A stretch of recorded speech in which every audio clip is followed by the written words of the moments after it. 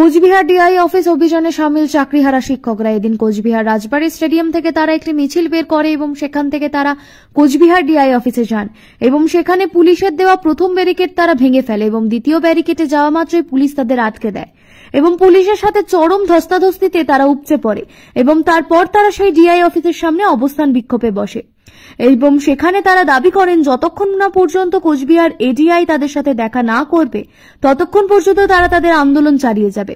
কিছুক্ষণ বাদেই সেখানে দুজন শিক্ষক আহত হয়ে যান এবং তৎক্ষণাৎ তাদের নিয়ে যাওয়া হয় কোচবিহার এমজেএন মেডিকেল কলেজ ও হাসপাতালে এবং কয়েক ঘন্টা তাদের আন্দোলন করার পর কোচবিহার ডিআই তাদের সাথে দেখা করেন এবং তারা তাদের ডেপুটেশন দিয়ে সেখান থেকে মিছিল করে চলে যান।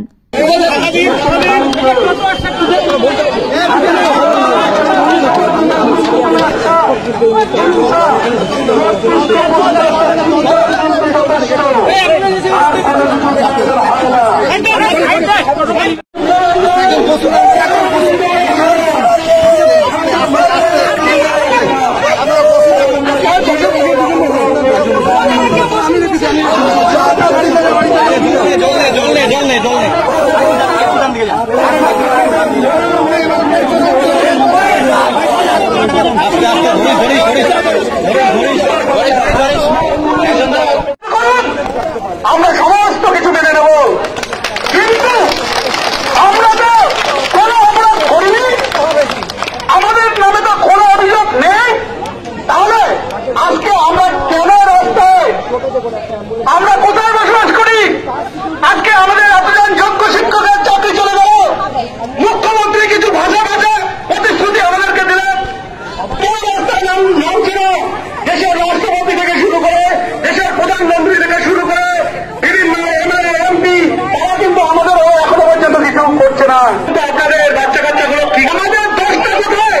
আমাদের দোষ কি 2016 সালে এসএসসি পরীক্ষা? আমাদের দোষ কি এই সময় এই সরকারের আমলে একটা মাত্র এসএসসি হয়েছে, যে এসএসসির জন্য আমরা রাত আমরা পড়াশোনা করে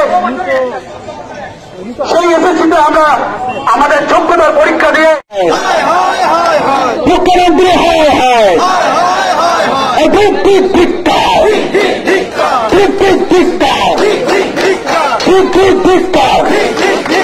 অবিলম্বে ছাত্রছাত্রীদের স্বার্থে যোগ্য শিক্ষকদের বিদ্যালয়ে ফেরাতে হবে, ছাত্রছাত্রীদের স্বার্থে যোগ্য শিক্ষকদের বিদ্যালয়ে ফেরাতে হবে, অবিলম্বে যোগ্যতার লিস্ট প্রকাশ করতে হবে, অবিলম্বে যোগ্য শিক্ষক শিক্ষাকর্মীদের লিস্ট প্রকাশ করতে হবে। কোনো কিছু থাকবে না, আমি সততা নিয়ে থাকবো, সবার অধিকারকে নিয়ে থাকবো আমি, এটাই তো আপনি বলেছেন।